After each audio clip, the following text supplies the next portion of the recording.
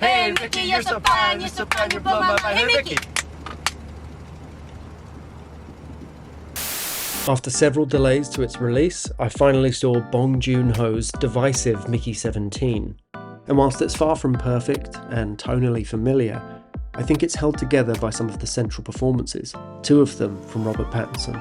There's something very appealing about stories that feature an actor in multiple roles. It's as if we're two characters in a movie being played by the same actor. It gives them a chance to showcase their range. I could feel your presence. I'm so ashamed. But also to embody different aspects of a single character's personality and psychology. This is especially the case when portraying twins or doppelgängers. Don't confuse me with her. She may look like me, but she's not. Or as with Mickey 17, clones. I want to explore how these stories use dual performances to reflect different aspects of personality and why that resonates so strongly with audiences, if not just me. Mickey 17 is equal parts Snowpiercer and Okja, maintaining the blatant symbolism and wacky tone of Bong Joon-ho's English language films. The performances and chemistry that I really enjoyed was between Mickey and Nasha, and Mickey again, with a frisson of excitement in Kai. For a moment there, it seemed like the film was going to create one of the greatest threesomes on film. This is so exciting! Alas, it had many more narrative plates to spin. But I would have loved it if the focus was honed in on this potential menage a quatre and its social repercussions. I applaud the sheer ambition in making a huge blockbuster about something so odd, but I was just happy to watch the multiple Micks working out their differences. But I'm you. I'm not you. The film did seem to be making a point of the ethics in having expendable workers in our clone Mickey. You're expendable! You're here to be expended! But rather than get into the existential horror or questions of consciousness and the soul, it uses him as a comedic springboard into the bigger, buggier plot. I was reminded of Duncan Jones's Moon, a much smaller film by comparison, also about exploring space, and, as it turns out, clones. High five. Like Mickey 17, it has a brilliant dual performance in Sam Rockwell. In this quieter, more internalised film, Moon takes an intimate look at cloning and its existential implications. Sam Bell may be an exact replica from an original, but the one we meet first is 3 years older, and so whilst he's better at ping pong, he's more institutionalised, and therefore unable to accept that he is just a copy. I'm the original Sam! I'm Sam fucking Bell! Hey. Me! Whoa. Me! That his life is a lie, that he isn't in fact the one and only, as much as his Chesney Hawkes alarm might insist.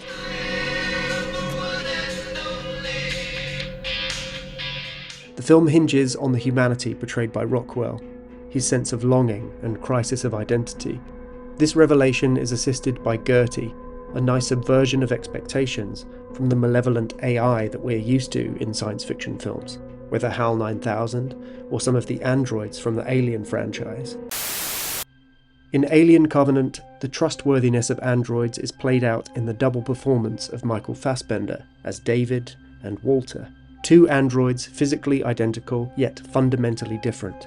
David, an older model, is self-serving, emotional and creative, not to mention Speaking to kings. Walter, a newer American version, is obedient and restrained. Yes. The film uses androids to raise questions about evolution and autonomy. I was not made to serve. Neither were you. It is perhaps, ironically, David's more human flaws of stubbornness and narcissism that lead him to create the ultimate weapon against humanity. A different kind of horror plays out in The Prestige, where cloning isn't a means of survival, but a tool of obsession. Unlike Moon, where clones are treated as individuals, The Prestige presents them as disposable sacrifices, more like our Mickey, but also not attempting to answer the questions raised about whether clones share an essence with the original or if they're just a physical copy, instead leaving you to ponder those questions for yourself. While clones raise questions about identity through replication, twins do something more subtle. They may resemble each other, What do you think we look like? but their differences, no matter how small, are what define them. Identical twins may fascinate us because they seem to provide a living experiment in nature versus nurture. With nearly identical DNA, they offer a glimpse into what truly makes us unique as humans, genetics or experience. In cinema, twins aren't just a scientific curiosity, they're a storytelling device. Sometimes they act as literal doubles of one character. I'm 6'5", 220, and there's two of me. But the real fun is had when the writing and performance is used to differentiate them, making the contrast the point of the film. Whether it's the confident and rebellious California-raised Hallie Parker, or the English and elegant Annie James. And you and I are like sisters. Hallie, we're like twins. One of my favourite examples is in David Cronenberg's Dead Ringers, in which Jeremy Irons plays twin gynecologists Beverly and Elliot Mantle. What we have to do is make them look as similar as we can, which should be possible because I am the same person. Beverly is the smart, sensitive brother, the brilliant but fragile mind behind their medical practice, while Elliot is the slick, smooth-talking face of the operation. What do you mean? Well, Beverly's the sweet one, and you're the shit. Am I right? Theirs is a relationship built on codependence. Together, they form a whole. The film's tagline captures this idea perfectly. 2 bodies, 2 minds, 1 soul.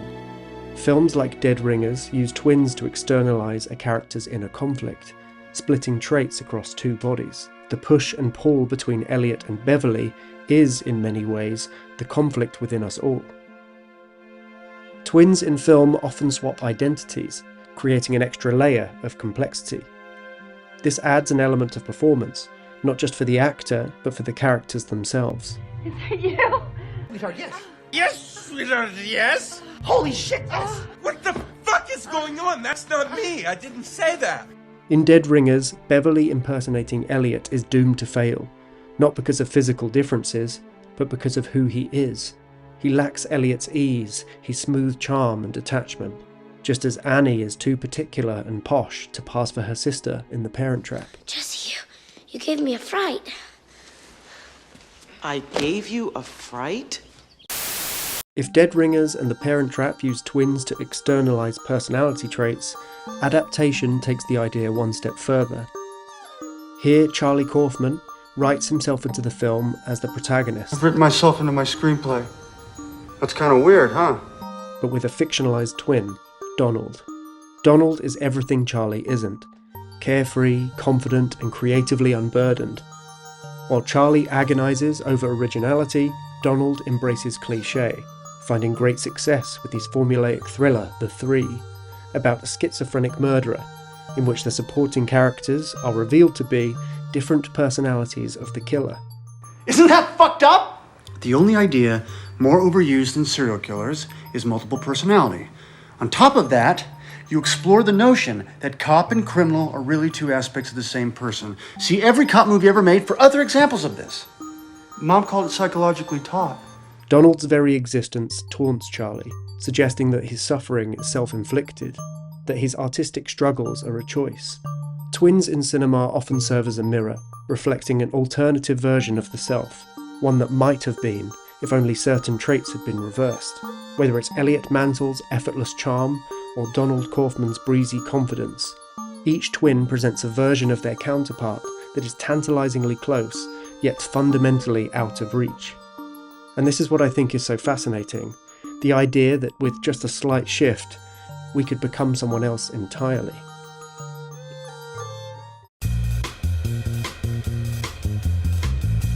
A doppelganger is someone who looks eerily like another. In some stories, this resemblance is little more than narrative sleight of hand.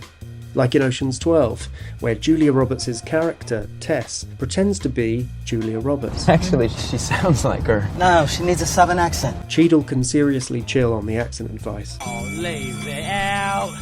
Because considering Julia Roberts and Tess are in fact the same person, the similarity is uncanny, used here for a little convenient meta-joke. A similar trick appears in The Prestige, when magician Robert, before discovering magic proper, hires a double to perform his teleportation illusion. The film doesn't attempt to justify the resemblance, it just so happens that Bob's body double is played by Hugh Jackman lookalike Hugh Jackman. Because why bother getting an actor who looks similar when you can use the magic of cinema? but doppelgangers take on a far more unsettling role when they move beyond surface-level switcheroos. The concept of the doppelganger has its roots in folklore, where it was seen as an omen of misfortune. The term itself, German for double walker, evokes a ghostly reflection of oneself. Horror films lean into this idea, playing on the fear that the person standing before us isn't who they claim to be. In Us, Jordan Peele takes this to its most literal extreme. The film follows a middle-class family confronted by eerie, red-clad duplicates, the Tethered, who have lived underground, mirroring their counterparts' lives in grotesque, distorted ways. Lupita Nyong'o uses incredible physicality as well as an emphasized distortion in her voice. I have a hard time just, talking. To create a creepy disparity between her two performances. There was a girl, and the girl had a shadow. The choice of that term, shadow, is no accident. Carl Jung described the shadow as the unconscious part of the self, containing repressed fears, desires, and impulses, the parts of us we refuse to acknowledge.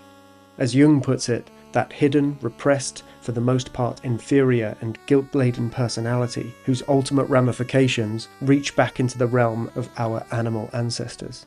Something about the duality of man, sir. The what? The duality of man, the Jungian thing, sir. In Enemy, Jake Gyllenhaal plays two men who look identical but live vastly different lives, leading to an unsettling exploration of identity, obsession, and control. I love this film for its curious ambiguity and explicit symbolism, with the recurring and prominent use of the spider, which, in Jungian psychology, represents the shadow self.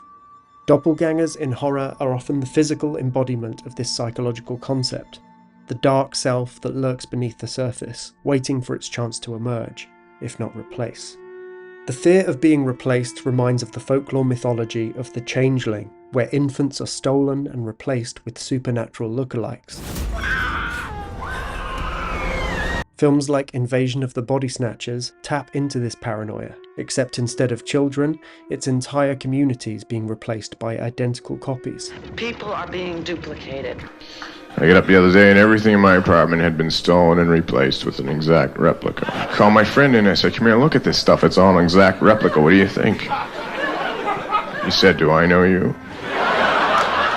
This allows for some version of the dual performance, as the actors play both the character and the replica. A similar idea is explored in The Stepford Wives, where suburban domesticity becomes a conspiracy to replace women with eerily perfect, compliant machines. In these films, the doppelganger isn't just a reflection, it's a substitution, erasing the original self. While The Stepford Wives plays on the fear of being replaced by a hollow imitation, the double takes that paranoia further, and makes the replacement an improvement on all accounts. In Richard Ayoade's film, Jesse Eisenberg's Simon James finds himself overshadowed by his identical double, James Simon, who is everything he isn't, charismatic, confident, and socially adept. Unlike the robotic wives of Stepford, James isn't a mindless copy. He is Simon's unrealised potential, his shadow. I don't know, I would have never done that. Fellow soft-spoken neurotic Michael Cera does something similar in his dual performance in Youth in Revolt, but rather than meeting his double, he creates him. Francois is the confident, reckless version of himself that he wishes he could be, a personification of his idealised shadow. The joke works because we recognise the idea that deep inside every mild-mannered person lurks a more primal, uninhibited self, but the comedy comes from seeing this through the lens of Michael Cera's performance. Thanks for breakfast. Where are you going? Youth in Revolt externalises the inner conflict as an imaginary double, where some other films give the shadow self a physical form, less of a dual performance, able to bounce off of each other, and more about the transformation. Jim Carrey has done this multiple times, playing prototypical nice guys. Stanley, you are the nicest guy. Really, you are. Yeah. Whose bottled-up desires and internalised rage manifest a hyper-aggressive overcorrection in split-personality Hank. What are you staring at, fucker? Or in the chaotic, sexually aggressive cartoon alter ego of The Mask. It's a version of himself that already existed, just repressed. Superheroes play with this duality. Batman and Superman both lead double lives, one as an idealized public figure, the other as their truer, hidden self. Batman hides his rage and trauma beneath a carefully constructed mask of playboy detachment. Yeah? Who are you pretending to be? Bruce Wayne, eccentric billionaire. Superman does the opposite. He suppresses his true power and identity behind the bumbling disguise of Clark Kent. In both cases, their alter egos embody a psychological split, one side repressed, the other unleashed. But the use of the shadow in film is frequently externalized in a different character. And so in films like Black Swan, we see the fragile, virginal Nina contrasted with the louche and sexually promiscuous Lily, positioned perfectly in opposition as the white and black swan. Sexually repressed and infantilized, Lily appears as the manifestation of Nina's unrealized sexual potential, threatening to take her place, heightened by their physical likeness, the competition between them representing an internal battle with the shadow self. I think Black Swan is loaded with symbolic detail. If you're interested, check out my video in which I examine some themes, including the female archetypes. Fight Club does something remarkably similar. Tyler Durden is the manifestation of the protagonist's repressed desires, unapologetically violent, sexual, and seemingly liberated. In hindsight, the film's big twist, that Tyler isn't real, feels almost unnecessary. Why would anyone possibly confuse you with me? Because we're the same person. That's right. As this video aims to show, most films already use supporting characters to represent different aspects of the protagonist's psyche. By making that explicit, Fight Club simply points to its own structure. That is to say, it puts a hat on a hat. Do you know who I am? Where'd you get this chump from, huh? I'm Johnny Two Hats. Yeah? Huh? Why do you think they call me that? Is it because he got two hats on? Bingo. Whether it's clones, doppelgangers, twins, or a split personality, or externalized as another character, these stories broadly are about the self. They represent internal struggles, giving form to the parts of us that we suppress, reject, or don't fully understand. In doing so, they ask us what really makes us who we are. Also, it's just a bit of fun, isn't it?